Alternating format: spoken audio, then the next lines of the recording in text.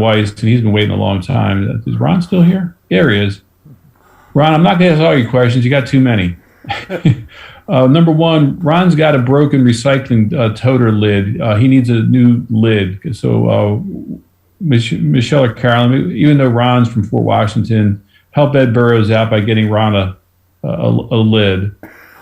He wants to get rid of it. I know Ron, and I can help Ron out by getting Ron a lid. I will get Ron a lid. He wants to get rid of it. We are doing recycling. So we are actually, just to kind of talk about that, we are, one of the things that we got out of, doing bulky through our haulers is that I have bulky staff more available, and we are doing all spring and summer, sending people out into the communities to repair and where people have the older recycling bins, replace them. And so we are moving through the communities doing that anyway. So folks can make 311 complaints about concerns about their toters, cracks, broken lids, etc. But also folks who were in like that. Remember, we gave out toters quite a while ago now. And so many of them are old and at the end of their life. And so we're asking homeowners if they want to keep their old toter as like a second trash can or whatever they want to keep it for, or we can take it away and give them a new one. So we are working our way through that process, and having my bulky team not picking up bulky means I've got a lot more folks out in the community working on that. But so people should make a 311 complaint about that, but I'll take care of your 311 complaint today. Well, he also wants to get rid of a leaky glass aquarium. Can you pick that up for him? I guess the question is, can you recycle bulky trash, but it has to be empty of water. Bulky trash. Got it, Ron. And then he wants to know, since residential drainage issues are so varied, what if they make a short video of the problem properties and send it to the Department of the Environment for preliminary diagnosis and plan to remediate? So he wants to consolidate a number of properties under a video. Is that helpful? Video doesn't really help us that much. We really have to send people out because we have to understand a lot more. There's information that I need about the grading of the site, about the soil quality, about the hydrography and hydrology of the site. And I am not the expert, so that's why that word doesn't sound right. But we send people out to the community, and actually, earlier today we had the Tantalin community meeting, which is we are sort of pilot community around working on flooding issues across the community.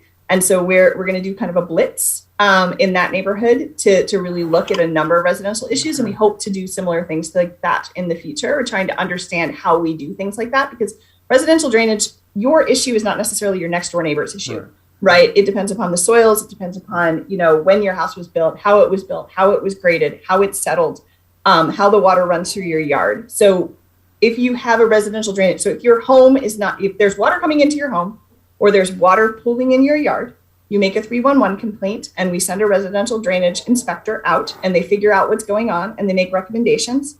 If it is harming your home, it gets on the list for residential drainage resolution by the county. If it's not harming your home, then we provide alternative solutions that you can self-help. Including the Raid Check Read Pay program, including having to work with a contractor and doing something like residential under drains, all of those options. So if you have a problem with drainage in your yard, give us a 311 and we will get folks out. And we've hired several more folks on that team recently. So we don't have as long of a backlog as we used to have of those investigations. We're getting to them quite quickly. That's good to hear, because prior to your arrival, Ms. Crooms, we did not get a positive response when we had these issues. And I've got 3 or 4 that Michelle is very familiar with, the folks on Dresden, folks on 35th. So Michelle, please harass Ms. Crooms until we get somebody out there to look at these properties. I wrote a 9-page letter to DPI and DPWT and DOE and really got a crap answer from the county on behalf of some constituents. I was still very unhappy about it. With that, we usually wrap up at 8:30, which leaves me 7 minutes to do my quick little presentation. So I think we've asked almost all the questions that were posed for you, Ms. Crooms. I personally want to thank you for coming out and joining us. This has been very educational, very informative. We had a good turnout tonight too, with losing people because they know I'm coming up soon. So let's all give a round of applause to Ms. Crooms. Thank you. Thank you. And you are free to move about the county. So thank you so much. Carolyn, you want to toss up my PowerPoint? And I'll have to move real quick because we're running out of daylight here.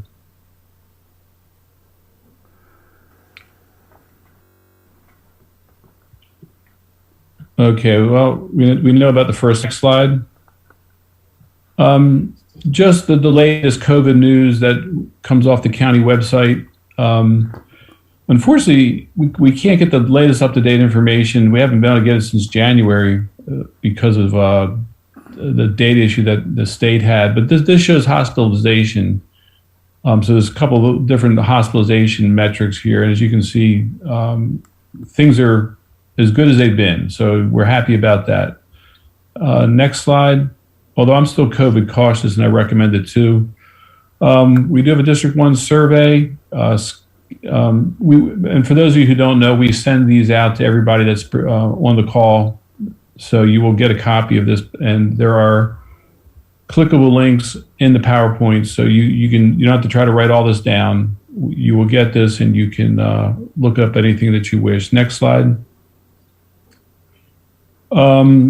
Couple pieces of legislation. Number one, last time we spoke, I had CB5 property tax credit for elderly individuals. If you're over 65, lived in a house for 30 years, and your house was under a certain assessment, you could get a tax break. Interestingly, the county council killed this bill for senior citizens.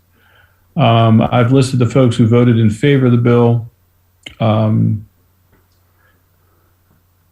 The rest, they can speak for themselves. I know Mr. Burrows is working on a revised version of this, and hopefully it'll be something that'll pass.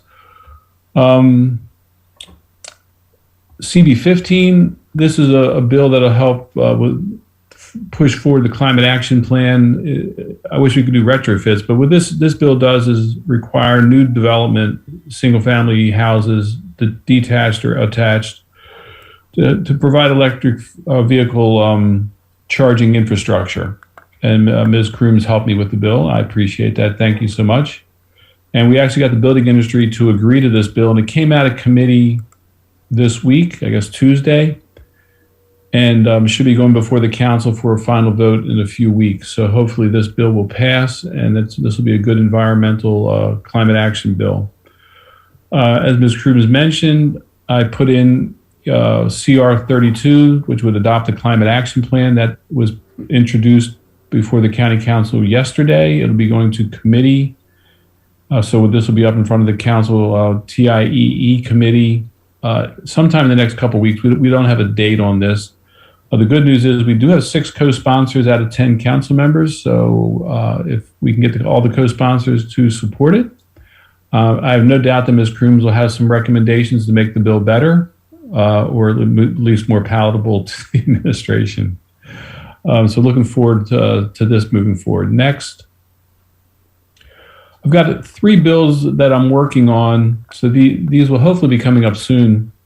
The first 2 relate to the zoning ordinance rewrite, which in my mind pushes citizens out of the zoning process. And currently, when I was in office before, we did a bill that required, before a developer could move forward on a zoning application, they had to provide informational mailings to homeowners associations and civic associations that were interested.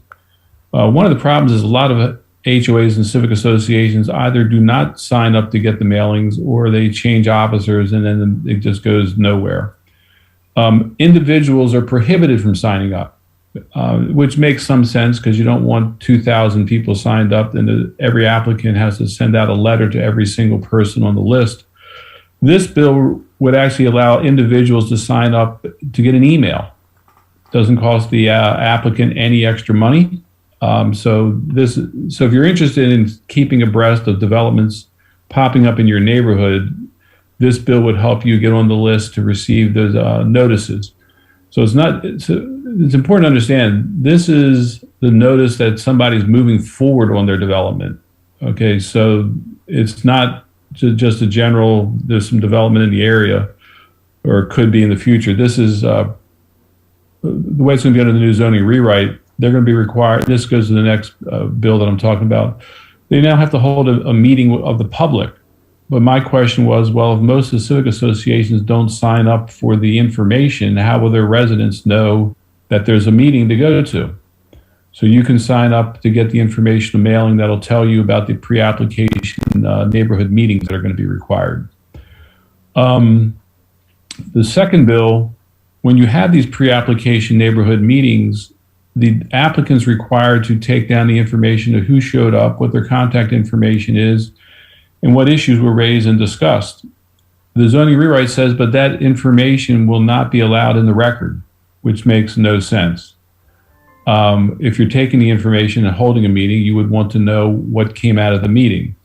Now, one question might be, well, do you trust the applicant to correctly capture what happened in the meeting? Short answer is, from experience, I wouldn't trust the applicant to accurately portray the meeting, but this bill would also require not only that the summary go into the record, but that every person participating in the meeting get an email copy, which they then could react to. Third is a bill, thank you.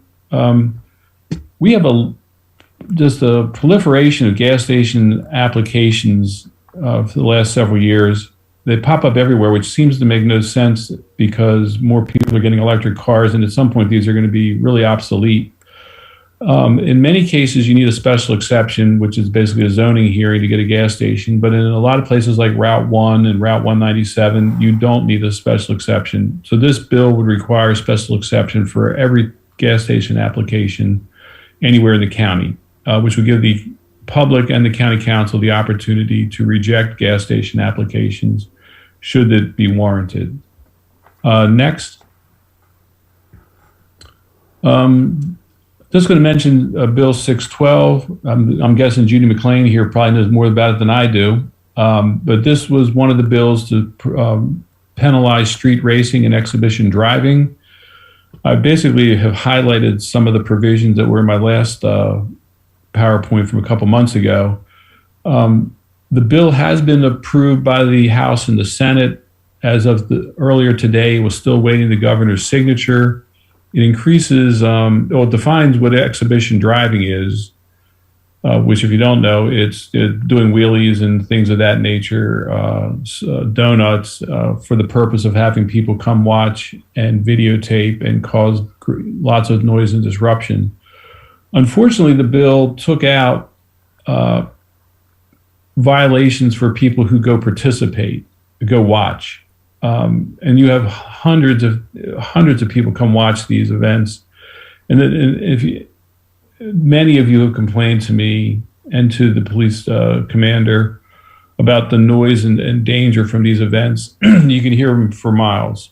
The bill was amended to take out any penalty for people engaging as spectators. It took out some criminal penalties, and it took out noise violations. So I know Delegate Lehman's looking at putting another bill in next year to try to address those shortcomings. And real quick, I'm not going to go into any great detail. There was a lot of discussion about a recreation authority being created by the county government to look at realigning all the recreational activities under park and planning into a new authority. That's been dramatically changed to become a work group that'll consider the matter and go over the items that I put the purposes here for the work group. There's a link to the actual bill if you want to read it. This was just signed by the governor, and there will be a work group that'll report back next April. Next. Just information that we put out in our newsletter about free COVID test kits and masks, where you can get them. Next. WSSC has a low-income household water assistance program. So if you or anyone you know is having trouble paying your water bill, you can get support from WSSC. So this is very important information for the folks that are in this situation. Next. I've had this slide many times before. It's the Maryland State Homeowners Assistance Fund. We still have people struggling through the pandemic, and if you know anyone that's having a mortgage issue, they can get assistance through the state. Next slide. booster shots, information on how and where to get booster shots. I've got my first booster. I'm waiting on the second booster. I'm trying to figure out what the best timing is. What I'm worried about is the fall surge. I keep watching on the news shows or in the newspaper. What's the best? Should you get one now? Should you get one later? Should you wait for the variant version to come out? Moderna is going to come out with something that's more geared to variants. Whatever the case may be, if you'd like to get a booster or get information about boosters, this has that information available to you. Next slide. And we're done. So once again, here's our new address. Our next community conversation will be about Conterra. So for those folks who've been curious about it, is anything ever going to happen to Conterra? The developers and their representatives will be with us on May 18th. We're going to have a dumpster shred day at the Calverton Elementary School on May 28th. That's 8:30, 9 o'clock in the morning. I forget the exact start time. It's early. We'll be there with dumpsters provided by Ms. Crooms. Thank you, Andrea. And as we talked about, there will be maybe September 24th, but sometime in September, hazardous waste and electronics cleanup day. So there you have it.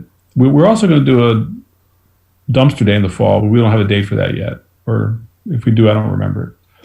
Okay, that's the end of my stuff. We're over our time schedule.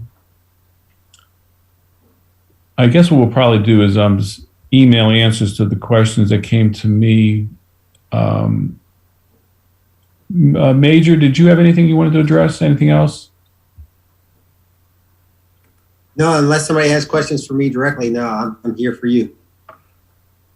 Okay, let me take a quick look here. Oh, yeah, I wanted to touch, I saw Rick McGregor, Priscilla, Frank. In terms of commercial activities, cars and stuff, well, I know Rick and your neighbors have reported these incidents multiple times.